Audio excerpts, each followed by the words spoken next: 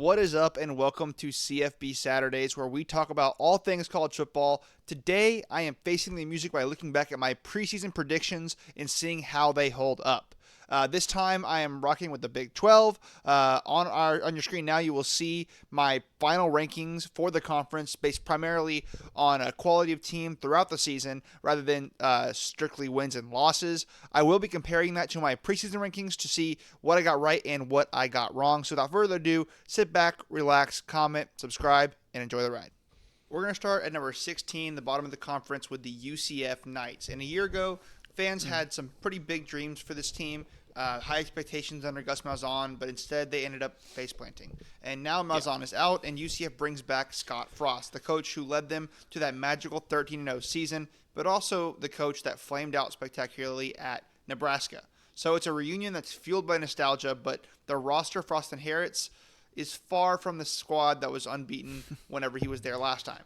Yeah. On offense, it's practically starting from scratch. There's a three-way quarterback battle, and none of the candidates are proven. The lone returner struggled last year, and the transfers don't really scream instant difference maker by any means. The wide receiver room is all new as well. Literally every single person that caught a pass in 2024 is gone. The transfers did add some speed, but history says that chemistry there is going to take some time. The running back room, they lost their do-it-all star, R.J. Harvey, and his backups in Miles Montgomery and transfer Jaden Nixon are solid, but neither is going to be a game breaker. Along the offensive line, they lost their anchors. But center Carter Miller is steady, and the rest of the team is built from experience, but not elite portal guys. And so if we add it up, there are question marks everywhere and almost no obvious answers. But the best case here is that the new parts click by midseason, but most likely I think it's going to be a shaky, inconsistent unit that struggles to keep up in shootouts. So there's honestly not a whole lot to say about UCF offensively. They definitely struggled. Tavion Jackson ended up being their quarterback. He definitely did not have the capabilities that KJ Jefferson had. He had a lot of mobility to him, but nothing too crazy. Honestly, I think we got what we expected with the turnover that they had. It was a mixed bag. UCF ended up being middle of the road at best in most offensive metrics, and there weren't any players that really jumped off of the page to me to talk about, so I'm not going to really bother. The defense, they should be better, but by how much? They have a slightly higher floor here, but it's still not a sure thing. New DC, Alex Grinch, arrives, and he's known for aggressive, turnover-hunting defenses, but also for infamously bad defenses at USC. Up front, they lost their top interior linemen, and so the run defense may take a step back here, but the edges could be the strength, led by Sincero Edwards and other returning playmakers. The linebacker core is rebuilt almost entirely with transfers. They're athletic, but they're going to take some time to gel. And the secondary is quietly decent. Corners have depth, and the safeties are talented and experienced. And the portal is going to bring even more depth here. It won't likely be a shutdown defense, but it could at least keep them in games if the offense can score at all. In summary, Scott Frost brings back a familiar face. Yeah, so defense was definitely the side of the ball that I was more interested in with the hire of Alex Grinch at DC from USC. Like I said, he was responsible for very opportunistic defenses, but overall bad defenses with USC, and I was curious if that would be maintained at UCF, and after just 1 year, the results are pretty inconclusive, but they definitely were not very opportunistic this season when it comes to turnovers, but they were at least a competent defense that was half decent in the secondary, but pretty poor at stopping the run and generating any kind of pressure. Again, this is pretty much what I expected from the defense, all things considered, and it's the Big 12, so their mediocre defense was actually one of the better ones within their conference, but nationally, it wasn't great. And a proven culture fit. But there's a brand new quarterback room, pretty much a brand new wide receiver room, loss of running back one and a rebuilt O-line, defense with more pieces, but still, full of ifs. So this feels like a year one rebuild, not a quick fix. Bowl eligibility is possible here if the portal hits are perfect, but more realistically, I think this is a transition year for the Knights, laying the groundwork for Frost's system. Frost's biggest job now is to convince fans to be patient, because nostalgia alone will not plug all of these holes. Yeah, so I think it was a solid rebuild year for the Knights. That's exactly what I said it was going to be, was a rebuild year. They secured a 5-win season, which obviously isn't incredible. It's not great, but it is a slight improvement over where they were at last season. I think that Frost is still setting up the groundwork to try and rebuild the Knights to something bigger further down the road. I had them at number 13 in my final rankings, so they did do better in a few spots better than I thought that they would, and better than some other teams in the Big 12, obviously. So not by much, but still noticeable. Number 15, I have the Oklahoma State Cowboys. Ugh. And last year's 3-9 collapse was not just a bad season; it was a full-on identity crisis for Mike Gundy and this program. So yeah, Gundy did what we really haven't seen in Stillwater before and hit the nuclear button. He brought in over 40 transfers, which means basically a whole new starting roster and a whole new second-string roster as well. A depth chart that looks completely unfamiliar. And when you change that much, the upside can surprise, sure, but the floor can just fall out from under you. So it's actually really interesting that I call that out, because I want to talk about Oklahoma State here and the offense and all that in a second. But if you look at the transfer portal and what I just said, when you bring in that much in the transfer portal, you have a higher ceiling, but also the floor could fall out from under you. And there were two teams in the Big 12 this year that I think were the perfect example of both sides of that. So Oklahoma State was obviously the side where the bottom fell out from under them. All those transfers did not work. They got even worse, and it was terrible. Whereas the team I'll talk about later, Texas Tech, it worked wonderfully for them. All the transfers really hit, and they ended up being a much, much better team because of it. And, spoiler alert, they were you guys already know, they were the best team in the Big 12. So it's really interesting to see how the portal gives and takes away. Some years, some teams really benefit from it, and other teams really fall out from the rug gets pulled out from under them because of it. So that's just something I think is interesting that I want to talk about really quickly, because you never know what you're getting from the transfer portal, whether it's good or bad. I've even seen the same thing with Florida State on both sides of that coin. One year they used the portal and it made them what I think should have been a playoff team, and then the next year they used the portal again and they just ruined any good equity they had. They were terrible the last 2 years. So just something that I think is interesting within college football right now.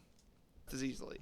On offense, the Cowboys always used to have a pretty predictable system with a dangerous quarterback wide receiver combo and capable of the run game. But now almost nothing is proven. There's a quarterback battle there with two guys that have never thrown college passes. That's not just unproven upside, that's complete unknown. Yeah. The top three wide receivers from last year, they're gone, and that room is full of entirely portal-built guys, hoping that one or two pop into real Big 12 weapons. At running back, they do return the number 2 to number 4 rushers, but there's no Ollie Gordon, so dude, there's nothing good about this team. Who can really say what they're going to be there? Offensive line built, again, almost entirely through the portal. Their size and experience there, but the chemistry piece can't really be predicted. Best case scenario is that they spread it around, they play it quick, and someone in the wide receiver room emerges. But right now, no proven go-to guy. No one emerged in this team at all. And an inexperienced quarterback, so it could get really bad. On defense, there's no... Yeah, so I did not think it could get worse for Oklahoma State after that season. They had the season before this last season, but it definitely did. Mike Gundy pulled the last lever that he really could and essentially fully replaced that roster with transfer portal additions like I talked about in hopes that it would stop the bleeding, but it did not work at all. They were bottom 6 in the country in points per game and yards per game, and they were 7th worst total offense in the country. So that really tells you all you really need to know. I'm not even going to get into quarterback play or skill positions or anything like that. It was all just rotten. There were actually several single running backs on other teams that had more rushing yards than Oklahoma State's entire running back room. It was just disgusting. So that's really all I have to say about the Oklahoma State offense. Nowhere to go but up. They were awful last year. They were historically terrible. Only Kent State gave up more yards nationally. They couldn't stop the run. Yeah, man. They got torched through the air. And the only thing that kept them afloat was the occasional pass rush. Gundy's staff threw the kitchen sink at it, though. So, again, portal reinforcements across the front, especially at edge. So the pass rush might stay respectable. Linebacker room is completely rebuilt through transfers. More athleticism and better tackling should help. In the secondary, they're mixing a few returners with even more portal guys who should at least improve depth. But, again, if you can't sense the theme here, there's a lot of portal guys here. They should be better on defense because they truly can't be worse, but who knows? That's what you would think. Oklahoma State is a That's total what you would think. rebuild. Defense was more of the same. Honestly, just atrocious and in the bottom of the bottom few teams of literally almost every single stat category. I am not going to give this team much more time of day because they were somehow even worse than Syracuse as far as defenses go this year, and that is pretty dang impressive. And also, it's going to be a total mystery as to what they put on the field. 2025 is the definition of a coin flip here. New faces literally everywhere. Young quarterbacks who might surprise or sink the offense, and defense that probably won't be good but could be less catastrophic, I guess. Ceiling is a feisty bowl-eligible team if all the transfers hit perfectly. But the floor is honestly a no-win season. I could see this team winning 0 games. So either way, this is a pretty big gamble. I don't expect miracles overnight, and a rebuild like this is, going to take some time, even in the portal era. At number 14, dude, I even said in my prediction there that I could see Oklahoma State winning 0 games this season, and they did almost exactly that. They did win 1 game, their first game of the season against UT Martin, and then they lost the rest of the games, which led to Mike Gundy being fired, which really needed to happen. He had a great tenure at Oklahoma State, but his time in college football was clearly over. Oklahoma State was easily the worst power conference team in the country, in my opinion.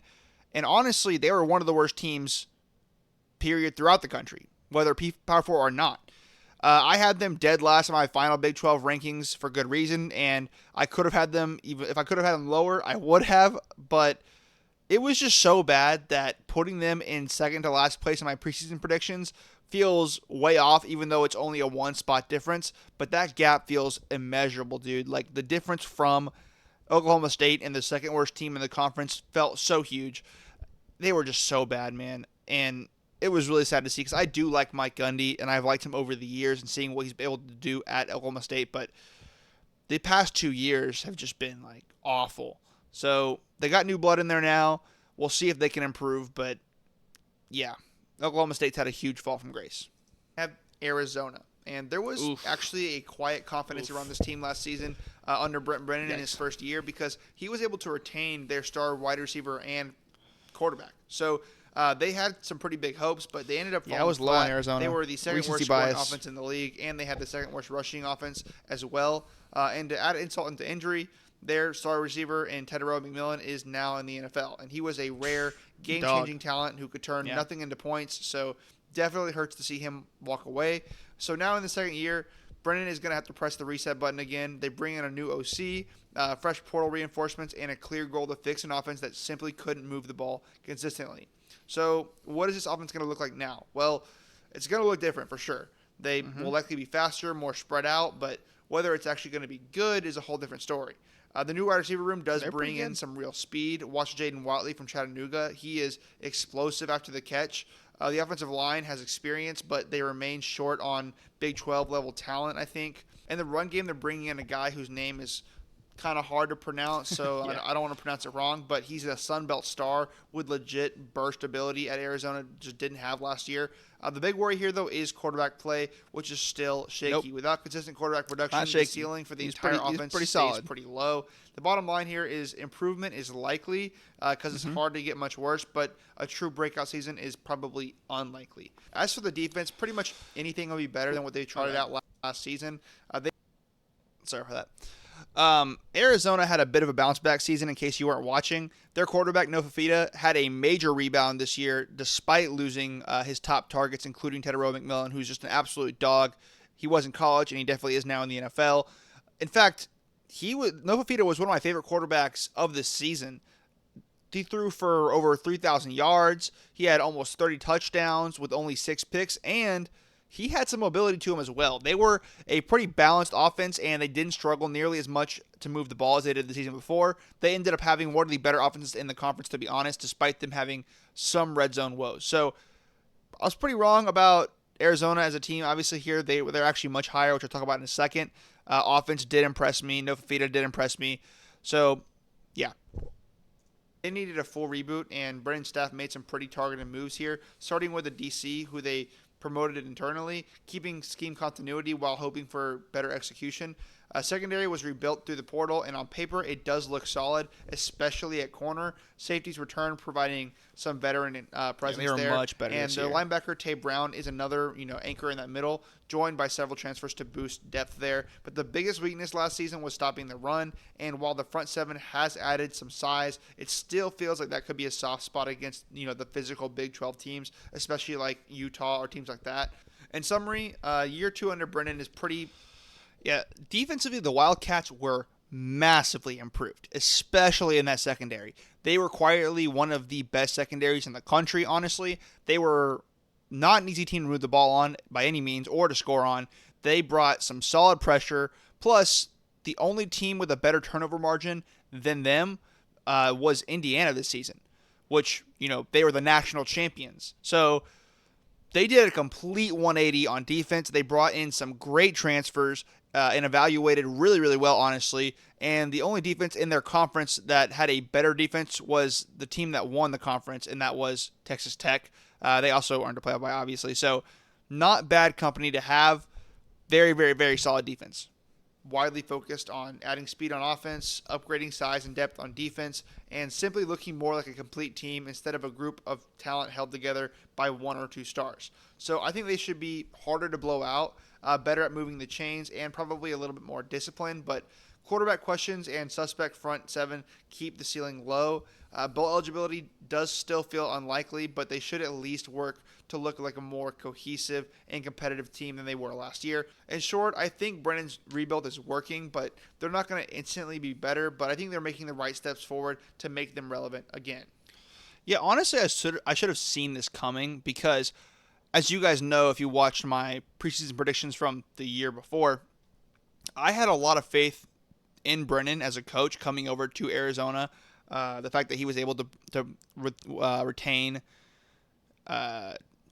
Ted McMillan and No Fita. And I thought that he was going to rebuild something special. But that first year, the recency bias, I think, really hit where it wasn't great. And so I didn't think they would make this drastic improvement under year 2. But he made some incredible progress here in rebuilding Arizona, Brennan did. And they proved me completely wrong. I really did not expect them to make such a big, drastic changes in just one offseason, but they did. I had them at number 5 in my final Big 12 rankings, so I really underestimated them after seeing their proven talent leave, but I should have had more faith in what Brennan brought to the table, and I did. My bad. At number 13, I have the Houston Cougars, and last year wasn't really the turnaround that Houston fans had hoped for when they brought in Willie Fritz. But this offseason, Fritz got proactive. He reunited with his old OC from Tulane, the same guy who is responsible for those explosive Green Wave offenses. And dude, same thing with Willie Fritz, dude. I doubted him too, even though I know whenever he came in, I was talking about how excited I was that he was going to be the coach of Houston, like that I thought that they would be much better. And then first year I was like, wasn't great. So I need to give coaches more time. I feel like I'm kind of doing the thing with like Cignetti, where Cignetti just came in and instantly changed Indiana. I'm expecting all these coaches to do that, and they're just not. But in year 2, some of these coaches are really standing out, and Willie Fritz, I think, was one of them. Together, they hit the portal pretty dang hard, dramatically upgrading talent on both sides of the ball. And instead of just filling in and patching holes, they look like they might actually have a pretty balanced, competitive team here. Last year, the Cougars offense felt pretty stuck in quicksand. That should change this season. Quarterback Connor Wigman was a former SEC guy with real arm talent and enough mobility to keep plays alive. And the big if is he going to stay healthy? At the wide receiver room, they get back Stephon Johnson, plus several experienced transfers, kind of turning that thin unit into something closer to a Big 12 average or maybe even better. At running back, there's a solid group there that can move the chains, but they likely won't carry that offense. The O-line is completely rebuilt through the portal. Their size there and experience, but like I've said with many other offensive lines that are rebuilt with the portal, it's impossible to know how well they are going to gel together. But if the line does end up holding and Wigman clicks, this could be go from painful to actually a pretty fun offense. On defense, they feel like Houston is another one of those teams that I think really surprised me with a successful season. On offense, Connor Wigman balled out and showed off the talent that we already knew he had, and he did stay healthy for the season, which has been his biggest attractor throughout the years. Even still, the offense wasn't some incredible force or anything. They were honestly pretty pedestrian on the whole, but they were incredibly efficient in the red zone, which allowed them to play complementary football very, very well. quietly decent, but they still have some new questions here. Last year, they were, surprisingly strong. They were the second best run defense in the league, tough and disciplined up front, but they barely had any pass rush, which left the secondary pretty exposed. This year, that front seven added some size and a few natural pass rushers, hoping to finally pressure opposing quarterbacks. And the linebacker core brings back some veterans and Carmichael Glass, adding some athleticism there. The biggest red flag, though, is the secondary. They lost some top tacklers and most of last season's takeaway producers. They did rebuild through the portal, though, so there is talent, but chemistry, again, is going to take some time to trust. They might be able to stay respectable against the run, but the new look back end could be tested early and often. In summary, I think defense wasn't anything special for Houston. They hovered around top 50 in the country in most metrics, so pretty average on the national level, but they were better than most Big 12 counterparts because, like I said before, the Big 12 isn't known for defenses, so having a mediocre defense is actually better than the norm. And they obviously weren't super deficient anywhere either, which was super helpful as well. They're going to have a functional offense and a pretty respectable defense. I don't think Houston is quite at the spot where they're ready to challenge for a Big 12 title game, but the roster does feel like a real team instead of a team that's just hoping to hang on. If the offensive line holds together and Wiggins stays healthy, like I mentioned, they could score enough to win some shootouts. And if the secondary isn't a total liability, they have a pretty scrappy defense as well. Upside is that they could make a bowl game. But the floor here is going to be another rebuilding year, but likely a less painful one to watch. In short, I think Fritz used the portal well and added the right coaches to his staff. And now Houston might finally feel like they belong in the Big 12. And I think they do. I think that I was also right about, they're not quite where they're contending for the Big 12 title, mostly because no one was really competing with Texas Tech all season. But they did take a major step forward. Overall, Houston was actually a pretty average power conference team nationally, but for the Big 12, average can put you near the top of the food chain as long as you can be consistent, and that's exactly what Houston was all season. They only lost 2 games during the regular season to West Virginia and to Texas Tech, of course, which everyone lost to, and then they won their bowl game against LSU. They finished number 4 in my final Big 12 rankings, which once again is way far off from where I have them here in the preseason.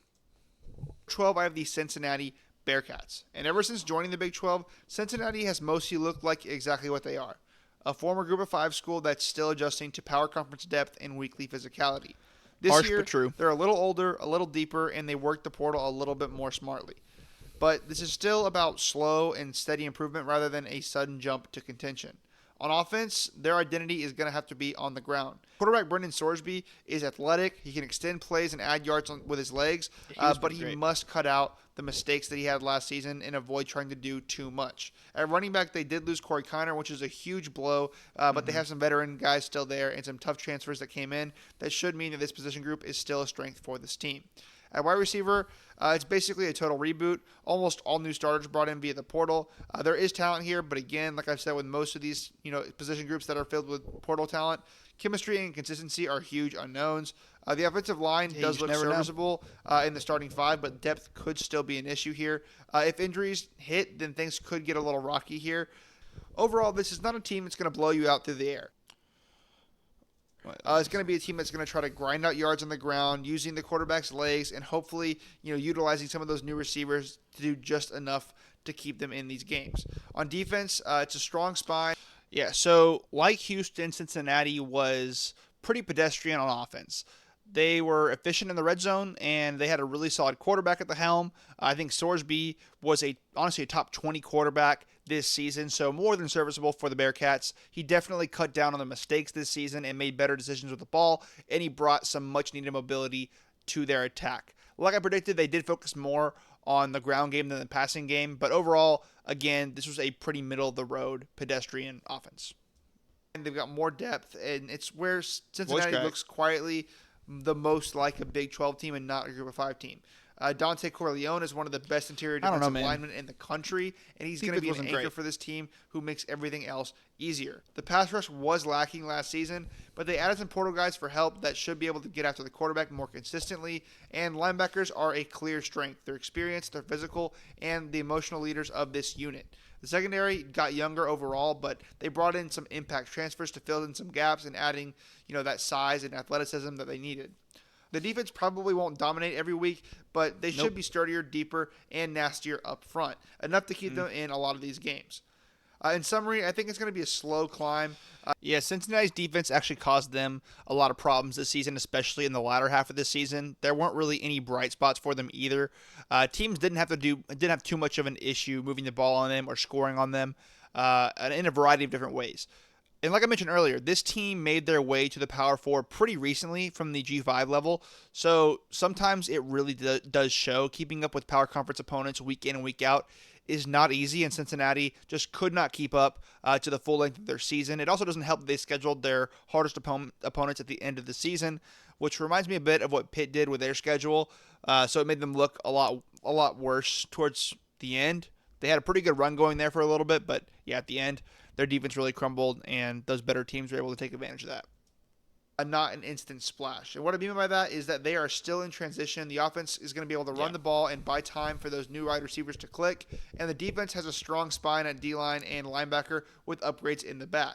That probably adds up to a few upsets and more competitiveness than last season, and possibly sneaking into that bowl eligibility conversation. They're not going to just automatically jump into the top half of the Big 12 yet, but this does feel like a team that is finally moving forward instead of just trying to keep their head above the water. So overall, this Cincinnati team was almost exactly what I expected them to be, maybe a little bit better thanks to Sorsby's development, but Willie Fritz definitely has a lot of work to do still. They started off pretty strong, but once they ran into that back half of the schedule, they failed to keep up, and they went on a 5-game losing streak if you include that bowl game loss to Navy. So still, they did up their win total from last season, so it's progress. And I had them ranked at number 10, I think, in my final rankings, which is 2 spots higher than I have them here, which is pretty, good for Cincy. Have the West Virginia Mountaineers. And Rich Rodriguez is back in Morgantown, and so is his trademark style. It's going to be fast, it's going to be run heavy, and it's going to be chaotic in the best way. But this isn't the old Big East days. It's 2025. And West Virginia is in a spot where their roster is in need of a complete rebuild. They're powered by the transfer portal, and they have players that are trying to catch up in a deeper Big 12 conference. This season isn't really about titles. It's about building an identity in West Virginia. And laying the first bricks of that new era are going to be difficult. On offense, it's pretty much the transfer express because everything about this side of the ball is new. New offensive coordinator, entirely new wide receiver room built from the portal with only one real returning name in Cam Vaughn from Jacksonville State, who does bring speed but still needs to prove that he can be a wide receiver 1 at this level. A new quarterback who has starting experience and enough mobility to keep defenses honest. And a running back room that is pretty huge for portal backs joined last year's leading rusher, Jaheim White. So expect Rich Rod to use all of them, pounding defenses with tempo and fresh legs. The biggest gamble here is the offensive line, though. It's completely overhauled. There's legit talent inside, but it takes time to build that chemistry, like I've said so many times. And in a hurry-up system like this, missed blocks can be disastrous. Overall, expect lots of running, lots of tempo, and inevitably lots of growing pains. On defense, they're kind of thin and untapped. So unlike the last 2 teams whose offenses were average, West Virginia's was straight up bad. They did try to run the ball a lot, but it was not super successful. And they did unfortunately get hit by the injury bug, which took out their quarterback. Although I don't know how much of a difference it would have made if he was playing and healthy, considering West Virginia lost 41-10 in his last game. So Scotty Fox Jr. took over in the back half of the season, which, he did secure a victory over Houston and Colorado, but still the offense was pretty pitiful, to be honest. Tested. It's where West Virginia could really struggle early. Linebackers are thin with little proven depth. Secondary, they have some returning experience, but it's lost a lot of its top players. Depth is limited, which could be exposed against Big 12 passing teams. The defensive line should be solid up front, at least good enough to slow run teams and occasionally disrupt. But this unit overall feels like it's kind of patched together, and it might hold up against average offenses, but will likely get stretched out against the Big 12 better passing attacks. In summary, I think this is more of a... defense was just about as bad as the offense was. They had one of the worst secondaries in the country, and while the run defense was better, they were still pretty bad, to be honest. They were definitely in the bottom third of defenses nationally, and if we were talking about Power 4, I would probably place them in or right around bottom 10. They were that bad. They were terrible. a build. In summary, I think this is more of a build now, contend later type of model. In 2025, I think West Virginia is not chasing a conference title. They're chasing an identity like a lot of the teams I've mentioned before them. Offense is going to be high speed, heavy run, creative play design, and the defense is more of a bend but don't break unit until more depth arrives. If the offensive line does click quickly, they'll score points and steal a few games, but if not, it could be a pretty bumpy ride. Either way, the real goal is clear. Lay the foundation for what Rich Rod wants to build. Win a few games and maybe a season that sets the stage for something bigger down the road. Yeah, I'm not sure if he laid the foundation for what Rich Rod wanted to build. Time will tell if that ended up happening, but I do still have faith in Rich Rod, and I think West Virginia will ascend from the bottom of the conference pretty soon, but this year was definitely not their year. Number 10, I have the Colorado Buffaloes, and there's no Shedeur Sanders, prime time, no Travis baby. Hunter, so by far the two biggest names are gone. Yet I love Deion Sanders stayed, and while it may not get the same viral headlines, what Deion quietly did this offseason might actually build a better football team than what they had last season. It's less built on star power and more built on balance, toughness, and depth. It's still Colorado, and there's still going to be chaotic moments. There were no stars. But this time, it might look like an actual team. On offense, for all the talk around prime time last year, Colorado's offense was shockingly one-dimensional. Or I guess for some people, not so shockingly. Yeah, it wasn't very shocking. They were last in the FBS in rushing and totally reliant on Shedeur's arm.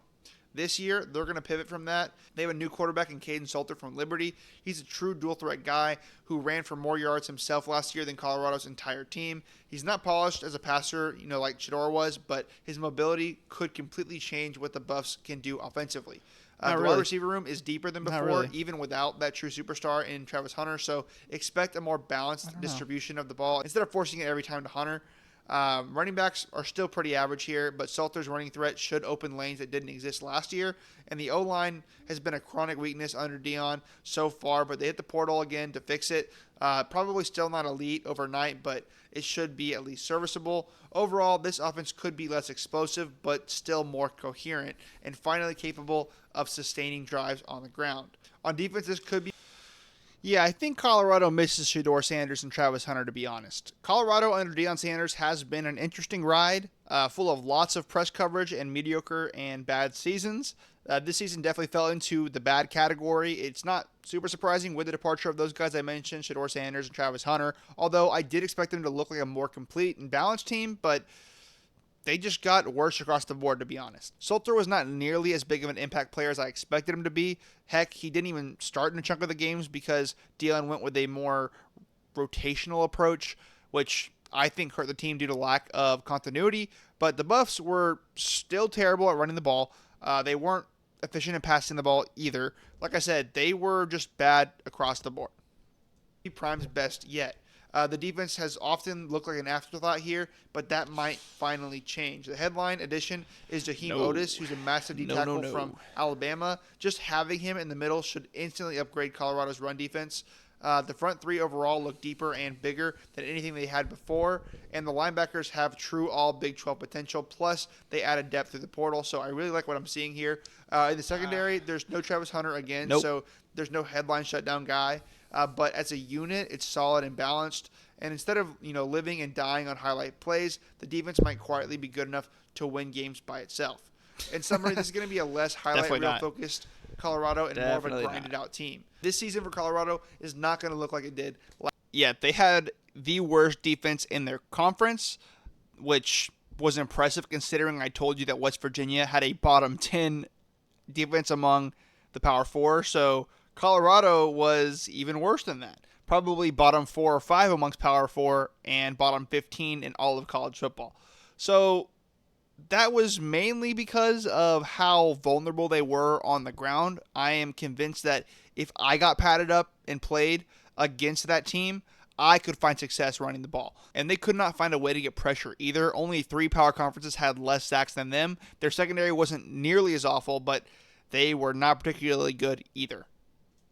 last season. The quarterback is more about mobility than NFL arm talent, and the wide receivers are deeper but lack a single game breaker. The defense also has size and depth instead of living on takeaways. So there's still a lot of questions with the new quarterback consistency, the O-line gelling, and whether the running back room can produce enough. But this time, don't expect every single week to be a circus. Instead, expect Colorado to be a team that's tougher, less flashy, and maybe better where it counts. There's still a long shot for the Big 12 title, but for the first time under Dion, they might actually feel like a team that belongs and not just a group of transfer guys. I am pretty much starting to believe that it is all downhill for the Buffs after Shedeur and Travis Hunter left. I do not think we will see that kind of talent enter Boulder again.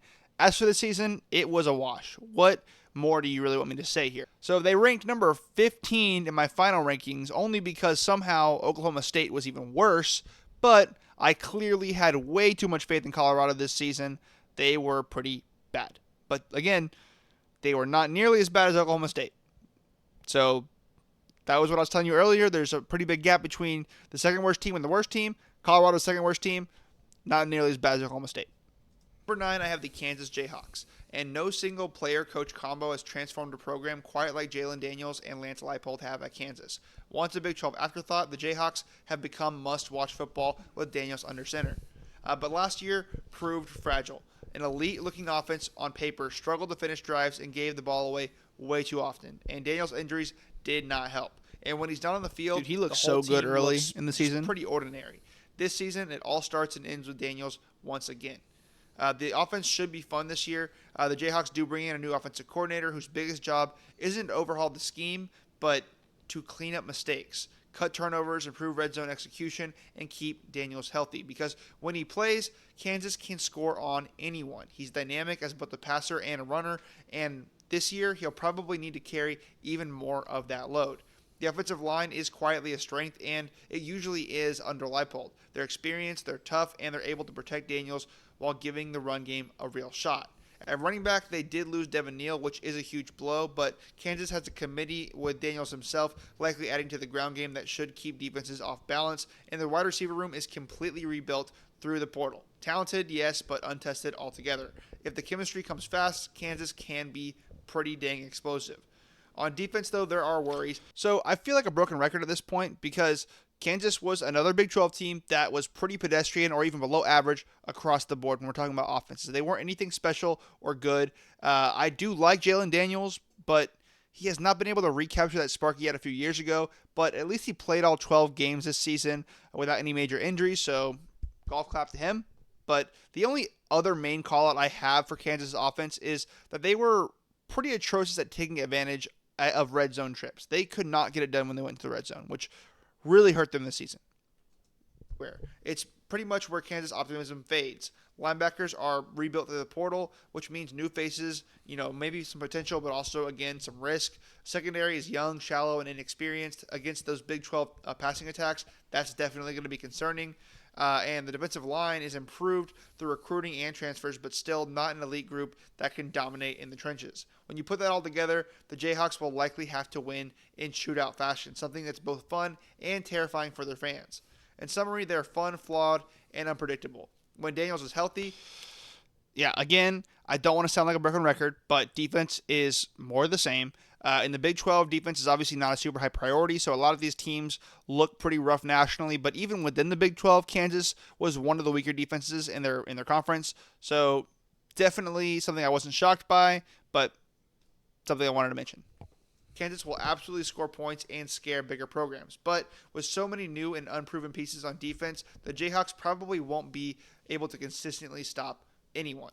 Expect high-scoring games, surprising wins, and frustrating defensive lapses that keep them from being true title contenders. Still, after where Kansas football used to be, playing meaningful, exciting games every week is already a success. And if Daniels stays healthy all year, they're the classic Big 12 team nobody's going to want to face. Overall, I got what I expected out of their defense, but I mistakenly expected a bit more from their offense. I had them at number 11 in my final rankings, a few spots lower than I have them here, and honestly, I could have gone even lower with them considering their wins were pretty unimpressive, the ones that they did get. Out of the 5 wins they do have, there truly isn't a single one that feels significant, but still, I have them at number 11. Number 8, I have the Stormin' Mormons of BYU. Jokes Bad aside, take. they quietly Bad had take. a really solid season last year. I'm always low on BYU, competitive man. most weeks and anchored by a surprisingly stingy defense. They always surprise but me. This year starts with a massive program-shaking curveball. Their projected starting quarterback was suspended for none other than premarital sex. Yeah. Like it or not, that matters a lot for this team. It leaves an offense that's already thin at quarterback searching for answers and puts enormous pressure on the defense to carry even more of that weight. So, with the quarterback situation suddenly unsettled, BYU's offense is likely going to become a run-first team, second and maybe third. The good news here is they have LJ Martin, who has the talent to be one of the top running backs in the Big 12, if he can stay healthy. Martin is physical, he's smart, and he's explosive enough to break big plays, really good. giving BYU at least one proven weapon defenses must account for. The wide receiver room might surprise people as well. It's experienced, it's deep, and actually looks like a pretty stable part of this offense right now, but the rest is concerning. The new quarterbacks competing for the position feel pretty underwhelming. I don't know what's my mic right here, but that they can consistently stretch the field or run offense. There's like something on my mic right here that just, I don't know, it keeps bothering me, but I never noticed that. It's at a Big 12 level. The offensive line is also a work in progress, which is very risky whenever your identity shifts to the ground and pound type of offense. The result here is I expect BYU to lean heavily on Martin in that short passing game to stay on schedule. On defense, though, yeah, dude, this is finally a team worth talking about. They had some meat on the bone. As I mentioned, the guy who was supposed to be starting at quarterback for them was kicked off of the team and out of the school for premarital sex, which is really funny. But it really seemed like quarterback was going to be an issue for the Mormons, but instead, a freshman wearing the number 47 took the helm and just balled out of nowhere. So while they still were a really run-heavy team, spearheaded by the ultra-talented LJ Martin, they were a more dynamic team than I expected them to be. Buckmeyer threw for over 3,000 yards on the season, and he was a major part of the run game as well. They had a pretty efficient system going where they would run the ball as much as possible, and then when they got stuck on third and medium or third and long, Buckmeyer just threw it up to Parker Kingston or even Chase Roberts, and voila, first down. It was pretty effective for most of the teams they played against. Many teams tried to slow down their offense and force them into throwing situations, but the only team who had success against that was Texas Tech, who, like I said, is one of the best teams in the conference, was the best team in the conference, so that wasn't super surprising. So yeah, I feel pretty good about my offensive predictions for them. They did lean heavily into the run game and the short passing game, but obviously quarterback play turned out much better than I expected. And I always underestimate BYU, the Cougars. I do know that they are the Cougars, not actually the Mormons, but yeah, I always underestimate them. I don't know if it's just my bias against thinking like people who would want to go to the Mormon school would be not that great at football, but hey, they put on some good products on the field, so maybe they know something. They are quietly elite. Last season, the defense had a strange mix of flaws and strengths. Almost no pass rush, few tackles for loss, shade to the Mormons bad either on third downs. Yet they finished as the best scoring defense in the conference. How? Well, turnovers, discipline, and situational toughness, hallmarks of a well-coached unit.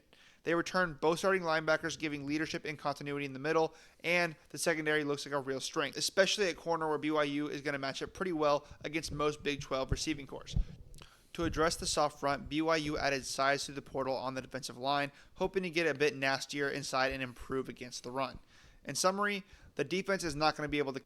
Yeah, so BYU's defense was one of the best in the conference, third best to be exact. They were tough. They once again had one of the better turnover margins in the country, and they were very, very disciplined. Everything that we have come to expect from them at this point, they played a complementary style of ball that really served them well this season, so kudos to them. Carry it all.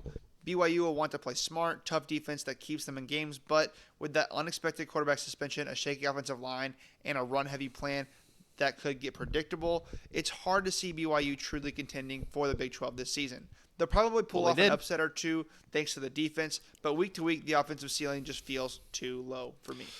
Yeah, overall, BYU had an incredible season with their only loss coming from the same team twice, Texas Tech, once in the regular season and once in the Big 12 championship game. BYU even won the illustrious Pop-Tart Bowl against Georgia Tech. It doesn't get much better for a program like BYU than this season. Obviously, they would have loved to win the Big 12 and go to the playoffs and all that, but still, for them to get as far as they did was pretty incredible. I had them as the clear number 2 in my final rankings. I think the quarterback situation significantly impacted my expectations for this team, and maybe, like I said, my preconceived bias that I'll try not to carry into next year, but they genuinely surprised me. At number 7, I have Utah. And they joined the Big 12 BYU beat their rivals, to flex their usual toughness and experience, but instead they stumbled badly on offense, finishing among the worst statistical teams in the entire country, which is honestly a stunning reality for a team that's usually so steady, so consistent, and so balanced. So in response, Kyle Whittingham responded decisively, hiring a new OC in Jason Beck to overhaul a unit that desperately needed some new ideas and better execution. I had Utah on offense, the center reboot is quarterback Devin Dampier. He followed Beck from New Mexico, and he is a true dual-threat guy. He's athletic, he's creative, and he's coming off of a season where he led a top 5 offense in the country. But the raw talent he has does come with some rough edges. His completion percentage is only at 58%, and that needs to improve. And turnovers were definitely an issue. So in a deeper, more balanced Big 12 conference, those mistakes could be really costly. The offensive line could be a real strength for this team because they're experienced, they're physical, and they're ready to protect Dampier while helping establish the run. And this is a kind of offensive line that you don't normally see in the Big 12. So it's definitely a special unit. At running back, Utah added Wayshawn Parker from Washington State, and he is a Swiss Army knife who can run, catch, and move around the formation and create mismatches. As for the wide receiver room, it's a bit of patchwork. They are heavily reliant on the portal, but one of Dampier's favorite targets from New Mexico came with him, which definitely helps. But overall, it still feels like a work in progress, and chemistry may take some time to develop. On defense, so Utah did end up bouncing back offensively. Kyle Whittingham, unsurprisingly, made the right moves. He's a great coach. He got the right coordinator, and with him, the right quarterback to put that last year in the rearview mirror. Dampier was a great dual-threat quarterback for Utah that complemented their offense perfectly. He improved his completion percentage and ball security. Utah also had, in my opinion, the best offensive line in the country, which I know is probably a hot take, but I think that they got snubbed for the Joe Moore Award, but that's a topic for another day. They allowed just 7 sacks all season, so they protected their quarterback better than anybody else, and they were great run blockers, which was part of the reason they had the second most rushing yards per game of any team in the country and the 4th most total yards per game. They scored points in spades on the back of that running game. They were an okay passing unit, sure, but they did not have to pass the ball much. They were the best offense in the Big 12, and it was not really super close. It's the same Utah identity. Even in down years offensively, Utah defense has stayed true to its brand. Physical, aggressive, and hard to move the chains against. 3rd nationally in 3rd down stops, 2nd nationally in first downs allowed. This defense keeps Utah competitive in almost every single game. This year, they'll have to replace standout linebacker Kareem Reed, but the team's leading tackler returns to steady the middle. Up front, the defensive line is big and physical inside, but there isn't much proven depth, so injuries could quickly become a problem. In the secondary, safeties do look solid and experienced, but the corners are younger and could face some growing pains here, especially against Big 12's wide-open passing attacks. Through it all, Utah's defensive coordinator keeps them aggressive and creative, making Utah's defense hard to predict and always disruptive. In summary, Utah's floor is... their defense was pretty solid. They didn't give up too many points per game. They had a solid secondary, and they were pretty good at getting to the quarterback. However, they did struggle to stop the run, which is really what killed them in both of their losses. So, if there's one nitpick, it'd be that. High because of its defense and Whittingham's culture, but their ceiling depends almost entirely on that offensive reboot. If Dampier improves accuracy and avoids turnovers, the offense should clearly be better than last year's rock-bottom finish. But with a mostly new receiving core and limited depth, expecting them to dominate might be a stretch. The defense will keep them competitive every single week, but this year, don't expect the old-style total Utah domination. Instead, look for a tougher, smarter offense paired with a defense that still punches above its weight. If the pieces come together, Utah could sneak into the Big 12 title conversation. If not, they got close. A solid bowl-bound team, but not the powerhouse they hoped to be when they first joined the league. Overall, a huge bounce-back season for the Utes. Their only 2 losses came from the 2 best teams in their conference, one being their rival and the other being Texas Tech. They really dominated against every other team they played, including their bowl game against Nebraska. I had Utah ranked number 3 in my final rankings, so I was pretty wrong about what they were capable of following the down year they had the year before, and they made sure to prove that that down year was simply an anomaly and not a pattern. Unfortunately for Utah, Kyle Whittingham, their head coach, is leaving for Michigan and taking a bunch of players with him. So I don't know if we'll see Utah get back to where it was last year or improved from last year, but they were a pretty solid team this past year. Number 6, I have TCU. And last year was a roller coaster for the Horned Frogs because inconsistent plays kept them out of the conference title race. But amid the ups and downs emerged a bright spot, and that is quarterback Josh Hoover. Hoover wasn't just good, he was electric. He led the Big 12 in passing yards, and he set a single-season record at TCU. His emergence gives the Horned Frogs real optimism that even with the roster turnover, they can keep lighting up scoreboards. So on offense, they will go as far as Hoover can take them, and that is saying a lot. Yes, he lost his top 3 receivers last season, but the cupboard is not empty. Aaron McAllister is back to headline the group, and the staff mined the portal, adding players like Jordan Dwyer from Idaho, who showed big play potential. The offensive line is quietly one of the steadier units in the league. They're experienced, they're talented, and they're enough to keep Hoover upright. And the run game won't be the centerpiece, but Nate Palmer could give defenses something to think about, just enough to keep safeties honest, really. But make no mistake, this is a pass-first team, and probably pass second, third, and fourth as well. But what does that mean? Expect plenty of shootouts. Hoover has already shown that he can keep TCU in any game. As for the defense, they have a decent spine, but some shake. Yeah, TCU was just as gung-ho about passing the ball as I expected them to be. Josh Hoover continued to be electric. He threw for almost 3,500 yards on the season, but when you throw the ball as much as TCU does, there is a higher chance of turnovers, and Hoover led the Big 12 in interceptions thrown, which is obviously not what you want to see. So they really lived and died by the pass, and as you can imagine, they found themselves in plenty of shootouts, like I said, and they were very comfortable in that position. As you can imagine, though, the run game was not super effective for them, but that was never going to be the focal point of their offense anyways. Key edges. TCU's defense had late season improvement last year, but there's some real work to do here. The good news is Bud Clark is an all Big 12 safety, and he returns as a proven playmaker in the secondary, and 2 senior linebackers add stability and leadership. Secondary as well. The defensive line should be better at generating pressure, helped by added depth through the portal. The worry here, though, is the rest of the secondary, especially at corner. Outside of Clark, it's an unproven group that could be targeted often by the conference's better passing attacks. In the Big 12, where teams can score in bunches, that's a real risk. TCU might improve, but it's unlikely to transform into a shutdown defense overnight. In summary, the Horned Frogs will score on... Yeah, the secondary was as rough as I expected them to be, but they did have success at limiting teams on the ground at least, but they were not a team that you could expect to rack up sacks and make quarterbacks feel uncomfortable. They were pretty opportunistic, though, when it came to turnovers, which is pretty impressive, which kind of helped balance out the fact that Hoover tended to turn the ball over a lot, so there was a little bit of a safety valve there. But yeah, defense was not their strong suit. Almost everyone. But can they stop enough teams to climb back into the conference title mix? Probably not. At least not consistently.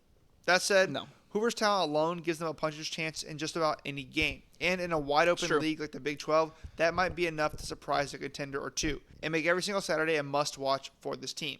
In short, expect fireworks, expect drama, and expect TCU to be in a lot of 41 to 38 games. Hoover makes them dangerous even if they remain flawed. At number 5, so they were never in a 41 to 30. Is it 41? I don't remember the score that I said. I looked it up. They never had a game that was exactly that score, but they had a lot of games similar. TCU did exactly what I expected them to do and went as far as Josh Hoover could take them. Their offense proved too much for most teams, especially ones that had a weakness in the secondary, but some teams were able to lock them down through the air, which really handicapped that offense, forcing them to be one-dimensional. That was really showcased when in their game against BYU when they beat the Frogs 44 to 13. But Iowa State, Kansas State, and SMU were also able to take them down. And at the end of the day, TCU went 8-5 in the regular season before securing their 9th win against USC in their bowl game. And I think TCU is probably aiming a bit higher than where they ended up, but this was by no means a failed season. I had them at number 8 in my final rankings, so not too far off from here, but still not quite as high as I expected. I have Baylor. And last season, some rumors started swirling around about Dave Aranda being on the hot seat. But a strong finish cooled things down, and now that conversation is quietly flipped. Around Waco, some fans are starting to talk about not just an improvement, but whispering about a possible playoff run. And here's the reason. The offense looks ready to compete with just about anybody. No playoff run. And that's paired with an aggressive defensive overhaul through the portal. At quarterback, Sawyer Robinson returns after a solid season that showcased efficiency, poise, and enough big play ability to stretch defenses. He might not be a household name nationally yet, but within the Big 12, he's respected as a steady, dependable leader. And the running back room has some real star power. Bryson Washington adds some explosive potential. He's coming off of a record-setting freshman season. And Dawson Pendergrass is a bigger back who can handle tough yards and keep the chains moving. Up front, Baylor quietly boasts one of the best offensive lines in the country, retaining 4 of their 5 starters from a unit that played at a truly elite level late last season. That continuity matters and nice. Should open up everything from the run game to giving Robinson time to operate. Put that all together, and you got an offense that's balanced, experienced, and a tough scheme to go against. And on paper, it really does look playoff ready. And on defense, it's all about the portal.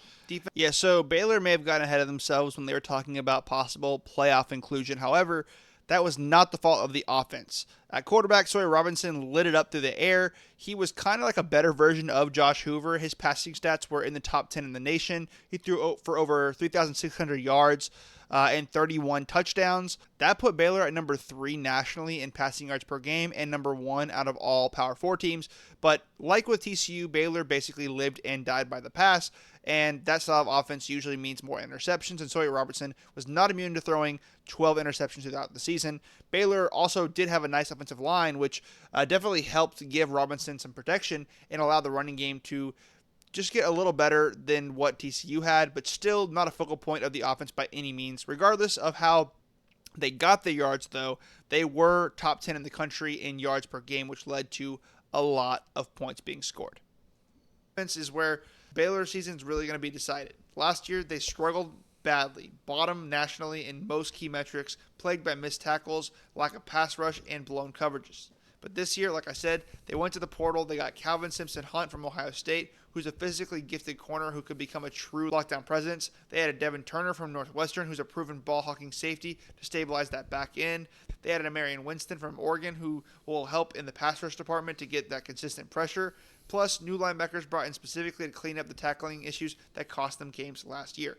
It's a clear strategy, keep the offensive core intact, and bet on the portal to transform that defense from liability to strength.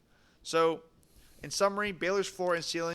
Yeah, unfortunately for Baylor, their terrible defense wasted the great offense that they had. Only a small handful of teams got scored on more than Baylor did this season, and that can primarily be blamed on their run defense, who couldn't stop anything.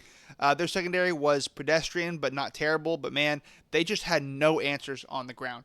And they could not sack anyone either. Only 2 Power 4 teams had less sacks than them. So while the secondary additions helped a bit, they did not see any improvement on the pass rush side of things, and they did still struggle to tackle. Just a really bad showing up front. And like TCU, their one-dimensional offense was shut down against better defenses, which led to some pretty embarrassing scores. Oh, and also, they were second worst in the country in turnover margin, which usually is not a sign of a successful team. It couldn't be more different. If defensive transfers click, the Bears have the offense in trench play to seriously challenge for the Big 12 title and maybe even sneak into the playoffs. If the portal fixes don't stick, though, expect another season that is full of wasted potential. At number 4, I have the Iowa State cycle. Yeah, I feel like wasted potential is the perfect way to describe this team, and I know I'm spoiling a little bit what the next team is, but yeah, wasted potential is a perfect way to describe this team. They had a fantastic offense that was wasted by their recurring defensive struggles. They had a pretty mixed bag of a season that was more bad than good, honestly. So they finished the season 5-7. They had a few standout wins against Kansas State and SMU, but they really struggled against better or equivalent rosters on their schedule. I ranked them at number 12 in my final rankings, so I was a good bit off on them. And last year was nothing short of magical in Ames. Iowa State weathered major injuries, won 11 games, reached the Big 12 title game, and finished it off by winning the Pop-Tarts Bowl, Matt Campbell, the best bowl game in all history. So for a program built on toughness and resourcefulness, it was validation that Matt Campbell's system can deliver at the highest level. But now comes the hard part, doing it again after losing some of the stars who helped make it happen. Yep. The good news here is they retain one of their most important players in quarterback Rocco Becht. Statistically, Becht was historically good by advanced metrics last season, delivering big plays and protecting the football. but there's still a next level for him to take. And that comes in the He form did of not him take it. improving his completion percentage, especially in high leverage situations, to keep those drives alive. The challenge will be that he's throwing to a new cast of targets. Iowa State lost 2 receivers to the NFL, which means new faces must step up right away. And there is optimism in that room, but it's still unproven. Up front, the offensive line isn't brand new. It's more of a shuffle. They're experienced, but they're going to have to quickly find cohesion to keep Beck up and keep that run game established. Speaking of the run game, the running back room might be the most quietly stable part of this offense. It lacks a household name, but it's deep enough to stay productive and give the offense balance, which Beck badly needs. Defensively, Iowa State built a reputation. Yeah, unfortunately for Iowa State, Beck did not take a leap forward and that he needed to for this team to reach the heights they probably wanted to go to. And I don't think it was his fault. He lost his best targets. He still had a pretty solid season with over 2,500 yards. And he did do a great job. He did do a great job of spreading the ball around and making do with the best with what he had. But passing production clearly took a step back here. Luckily for Iowa State, they had one of the best offensive lines in the country, which set them apart from most of their Big 12 counterparts. However, they didn't fully take advantage of that, with their run game being just decent, not elite. Basically, they were middle of the pack for Big 12 offenses. Last year by turning the field into a no-fly zone. They finished with the number 1 pass defense nationally, and the Cyclones excelled at disguising coverages, forcing bad throws, and winning 3rd and long. But there was one fatal flaw, and that was run defense. Opponents found they could just line up and pound the rock. Compounding that, the defense also struggled to generate real pass rush. They were almost the opposite this season. Opposing quarterbacks often had time to throw when they did choose to go that route. So how did they plan to fix this? Well, they went and they overhauled the front 7. They brought in some new bodies through the portal, and they shifted some roles around to plug the gaps, but the defensive end still feels like a question mark for me. If the new look works, the defense could be balanced and better overall, but if not, it could be the same issues coming back again. The secondary remains the backbone of this defense. Multiple starters returned, but they did lose some of their top tacklers, which could be even more significant if that front 7 isn't fixed. At linebacker, there's real talent here, but there are some health concerns which could test the depth pretty quickly. In summary, Iowa State has a strong... Yeah, the defense was pretty solid, but they didn't look like I expected them to. They were pretty good at preventing their opponents from scoring, but they did not have the lockdown secondary that I expected them to have or that they had the year prior. But they also did not have nearly as leaky of a run defense. So they were actually pretty decent at stopping the run. So they kind of switched in that way. So the portal additions did make an impact and made them a more balanced unit. However, they did struggle to generate a pass rush and sack the quarterback. Strong base to build on. A proven, efficient quarterback in Beck, smart, targeted portal additions, and a defense that already excels against the pass. But they also lost some really big playmakers, especially at receiver, and they still have question marks in the front 7 that could haunt them against run-heavy teams. If the replacements on offense step up and the defense can find balance, Iowa State could absolutely make another Big 12 title run. If not, expect a slight step back to that 8 to 9 win range. Either way, Campbell has built exactly a culture happened, where Iowa State is no longer a spoiler. They're a team everyone circles on their schedule. And even after the best year in program history, they're still chasing something bigger.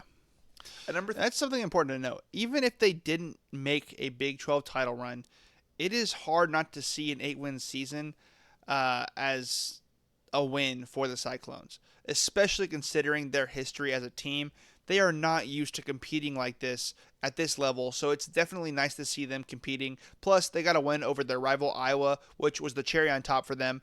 On the downside, I don't know if Iowa State will see this kind of success again anytime soon because they lost their head coach, Matt Campbell, to Penn State, and most of the players went with him. Similar situation to Utah, although I think Utah's probably better set up to continue to have success. Iowa State, I'm not sure if they will see that success. Anyways, they finished in my rankings at number 7 in the Big 12, so just 3 spots off from where I have them here. 3, I have Kansas State. And they made a pretty interesting call at quarterback last season, handing the starting job over to Avery Johnson, believing in his upside and his not what I expected them to be. Ability, even if that meant that veteran quarterback Will Howard would transfer out. Well, Howard landed at Ohio State, and in storybook fashion, he ended up leading the Buckeyes to a national title. Meanwhile, Kansas State still had a strong year with Johnson under center, showing some flashes of why the staff believed he was the better long-term fit. So the question isn't really can he play anymore, but whether he can take that next step, not just to be a dangerous dual threat quarterback, Not really. but a more polished, efficient Not passer really. who avoids costly turnovers. On offense, they quietly built an offense around balance and versatility. At running back, they've got two distinct weapons. Dylan Edwards, who's electric in space, Yikes. dangerous as a receiver, and adds a threat to score anytime he touches it. And Joe Jackson, who brings a more physical, downhill element to keep defenses honest. The 1-2 punch should definitely keep defenses guessing and take the pressure off of Johnson. And the offensive line did lose some veterans, but K-State's track record says they will remain steady, physical, and fundamentally strong up front because that's what they have been. In the passing game, Johnson isn't really short on options. Jace Brown looks like a breakout candidate at wide receiver, and Garrett Oakley gives them an all-conference caliber tight end who can stretch the seams. Plus, a few proven portal additions add depth and experience. For Johnson, the upside is enormous. He's already showed some real flashes that he can extend plays and create magic, so the next step is sharpening his accuracy and trimming down the mistakes, the interceptions, so that the offense can finish more of their drives. On defense, trenches rule. Yeah, Kansas State had a weird year, man. That kind of got derailed immediately. In week 0, they had an injury to Dylan Edwards, who is their best player on their roster, I think. He was an incredible running back the year before, and he was poised for another big year, but that all came crashing down, and while he tried to return, he got re-injured, so he was not able to have an impact on this team like I thought he would, and that put a lot of pressure on Avery Johnson at quarterback, who was already taking a lot of big expectations. So he was fine, but he did not live up to the hype. So the balance and versatility that I expect them to have just wasn't there, and they were pretty ineffective through the air as well. And Avery Johnson had to do a lot of work on the ground as well. So who knows how different this offense would have looked with their star running back in the mix, but we will never know that, so there's no point in playing hypotheticals. If Kansas State contends, it'll be because of this defense, especially up front. They might have the best defensive line in the Big 12. They're deep, they're experienced, and they're capable of disrupting both the pass game and the run game. It's the kind of front that can win games by themselves.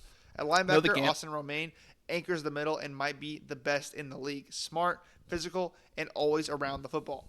The worry here is the secondary. Outside of proven All-Big 12 safety VJ Payne, the rest of the defensive backs are mostly new or unproven at this level. The staff turned to the portal to fill the holes, but it is untested until the games start. Against the Big 12's deeper passing attacks, that could decide whether K-State finishes at the top or just behind. So Kansas State's D-line did not impress me as much as I thought that they would. In fact, the defense as a whole was pretty pedestrian and did not stand out nationally or within their conference. The only area that they shined in was turnover margins, so they were opportunistic, but that's really all there is to say about them there. Overall, Kansas State had a very disappointing year. They entered the season as a front-runner to compete in their conference title race, and a few weeks into the season, that seemed like a pipe dream, honestly. They lost to Iowa State to start the season, then they played a one-score game against North Dakota, and then they outright lost to Army, which not a good 3-game stretch. They did not win any of their significant games all season long, and they lost to some very mediocre teams as well. So they ended up quite a bit lower in my final rankings at number 9 to be exact. So like many other people, I definitely overestimated the Wildcats. Number 2, I have Texas Tech. No team in the country owned the transfer portal quite They were like the goats this year, man. The Red Raiders didn't just patch holes. They built an entirely new ceiling, landing not just the best transfer portal class this cycle, but the best transfer portal class ever. The roster overhaul feels less like desperation and more like an intentional and aggressive strategy. It's clear. Texas Tech is done being middle of the pack. They want to contend That's for sure. right now. And that starts on offense with And Baron Morton at quarterback, who has shown some real arm talent and some flashes of brilliance. The only knock here is that he has had some troubles staying healthy, but when he's on the field, he is keeping that offense humming. At wide receiver, yes, they are losing Josh Kelly, which does sting, but they have restocked and reloaded. Reggie Virgil, who's averaged an eye-popping 20 yards per catch, joins returning playmakers Caleb Douglas and Coy Easkin, forming a group that can stretch the field vertically and threaten defense on every single snap. The ground game also took some retooling after losing workhorse Taj Brooks, but Here's where the portal magic shows. Quentin Joyner arrives from USC, bringing groundbreaking speed and the ability to rip off big chunk plays, over 7 yards per carry last season. Expect a different style of run game, maybe less pounding and more explosive. Up front, the offensive line was upgraded through the portal, aiming to give Morton more protection and create space for the new backs. And it all comes together under OC Mac Leftwich, a rising coaching star whose scheme is built to maximize and blend returning talent and transfer portal talent. Bottom line, the offense might look different. In fact, it definitely is going to look different. Yeah. But it could be even more dangerous. If Morton stays upright, Tech can light up the scoreboard. Defense was Texas Tech. Yeah, so it turns out when you have the best portal class in all of history, which I know it's a pretty small history of portal classes, but still, when you have that great of a portal class, you can pretty significantly upgrade your team. Now, like we talked about with Oklahoma State, you could also hinder it, but in Texas case, that did not happen. Texas Tech went from a competitor to an undisputed best team in their conference in one offseason. So there was a pretty clear gap all season between them and the rest of the pack. On offense, they just didn't look like your average Big 12 squad. They had a super solid offensive line, a quarterback who led the Big 12 in completion percentage despite health issues throughout the season, an efficient pair of running backs, and a stable of reliable receivers. They were top 10 nationally in points scored per game and top 20 in yards per game. When the offense was on the field, it usually meant points were going to be scored and the ball was going to be moving quite a bit. So, Achilles heel last year. Too often it turned into shootouts, and those shootouts turned into losses. But here's where Texas Tech attacked the portal the hardest. They brought in 5 elite defensive linemen, highlighted by edge rusher David Bailey, to immediately upgrade their pass rush and run defense. If those newcomers deliver, the entire front seven takes a massive step forward. At linebacker, they don't have to start over. Jacob Rodriguez and Ben Roberts return both all Big 12 potential and experience in this system. That continuity in the middle is critical. The secondary, while not flashy, is solid and deeper than they were last year. If the defensive line can create real pressure, the back end should benefit. And that could be the difference between another average season and something truly special. So in summary, Texas... Yeah, their defense impressed me way more than even their offense did. Everyone in the Big 12 can put up points, it seems these days, but where many of the Big 12 teams lack is in physicality and in defense, and Texas Tech had both of those in spades. They were the best defense in the Big 12, and it wasn't particularly close. They were one of the best defenses in the country. The only team who let up less points per game in the country was Ohio State, and who was the number one team at that. And they were second to only Ohio State again in yards allowed as well. So scoring on Texas Tech or even moving the ball against Texas Tech was a very tall task for anyone who played them, unless your name is Oregon. Especially if they wanted to run the ball against Texas Tech, because they were the best team in the country at defending the run. They allowed less than 70 rushing yards per game on average, and their secondary was great as well. Not to mention that their pass rush and turnover margin were awesome. Their defense wreaked havoc on the Big 12, which was a major turnaround from where they were the season before. Texas Tech is the classic high ceiling, low floor team. If the portal pieces click, especially on the defensive front, Tech can beat anyone on their schedule and challenge for the conference title. If they don't mesh, it could be a real problem. They won it all. The talent they've assembled says to believe. The Red Raiders are not building for 2 years from now. They're going for it this year. If Morton stays healthy, Joyner produces, and the rebuilt defense finds its identity, Texas Tech might turn portal hype into on-field reality and force the rest of the Big 12 to catch up. At number one, and they did. They did, and I don't know if they're going to relinquish that. They might have created this power, dominance in the Big 12, which used to be a very competitive conference that anyone could win it.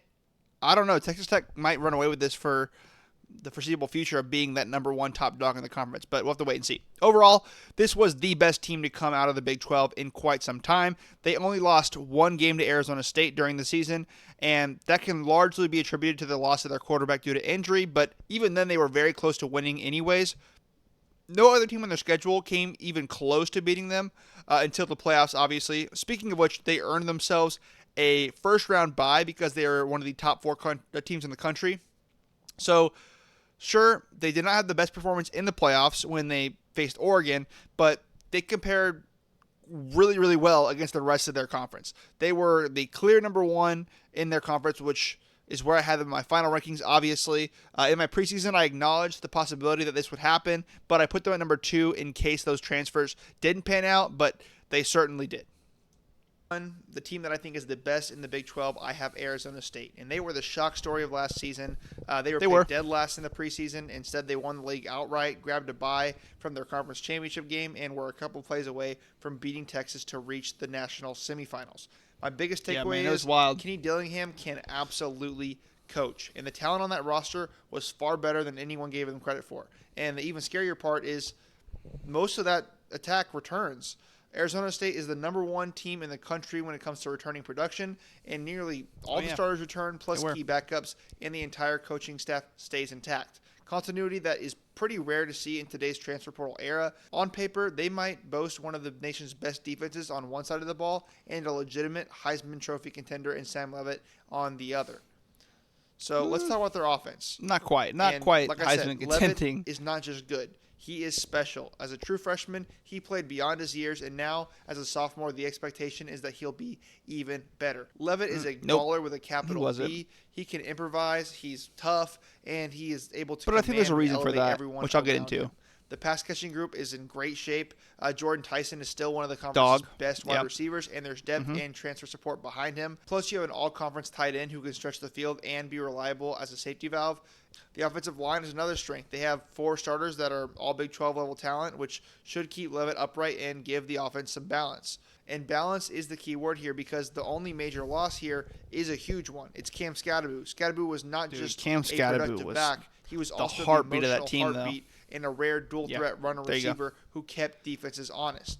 Losing him leaves a significant hole that just can't be fully replaced. Still, the running back room is not in bad shape. They added Kanye Udo from Army, and that's definitely an intriguing addition, and there are also 2 other capable backs that are going to put up respectable numbers. The running game is not going to replicate what Scadaboo did, but it should be good enough to prevent defenses from they were still really selling out against the pass. It also it wasn't like it was with Scadaboo. Played pretty disciplined football last season. They tied for 3rd nationally in fewest turnovers, so expect them to be pretty mistake-free again, which is critical in close games. On defense, they are so Sam Leavitt did not quite reach last year's success. It seems like he was battling an injury all season, which would definitely explain why he had such an underwhelming performance all season. Luckily, the Sun Devils did have a great offensive line, and while they couldn't replace Scadaboo, they did have really good production out of the backs that they did have, and while they didn't have as good of a passing attack as I expected, Jordan Tyson was still a problem, and they still ended up being one of the better offenses in the Big 12. Tough, experienced, and deep.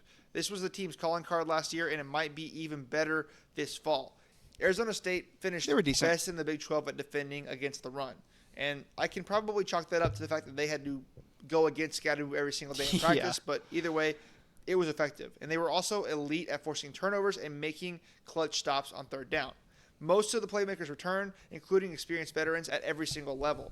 Linebackers are one of the best groups in the conference, safeties possibly the best in the league, and the corners are talented and tested. The only real weakness this season is the lack of a consistent pass rush, something that has historically plagued Big 12 defenses, but even here, there's room for optimism. Players who are banged up are healthy again, and the staff added a few new promising edge rushers through the portal. The pass rush might not be a team's strength, but it could become less of a liability.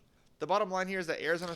on defense, they were decent up front, but they struggled to defend the pass, and they were not nearly as good at forcing turnovers. In fact, they had one of the lower turnover margins in the country. They finished as kind of like a middle-of-the-pack Big 12 defense. State overachieved last year, but this year's squad has the feel of a team that can prove that was not a fluke. The big question is, how do they adjust without Scadaboo? They don't need to fully replace him, but they do need a run game good enough to keep defenses honest. And if that happens, Leavitt takes another step forward, and I think Arizona State not only defends their conference title, but is in the mix for something even bigger. They are loaded, they are experienced, and they are fearless. This team has earned everyone's respect. So that's my list. So overall, this team did not meet my expectations or their own expectations coming off of the performance they had the season before, but that does not mean it was a bad season at all. They were the only team to beat Texas Tech in the regular season, which is pretty impressive. Granted, again, Texas Tech was missing their quarterback, but still, they went 8-5 before losing to Duke in their bowl game, and I had them ranked number 6 in my final rankings, so again, obviously, they fell short of expectations, but oh well. Anyways, that's a wrap on this series where I react to my preseason predictions. Make sure you let me know down below in the comments whether I should do this again for next season, and make sure you stay tuned all off season long because I have more content coming soon. Thank you for watching. Peace.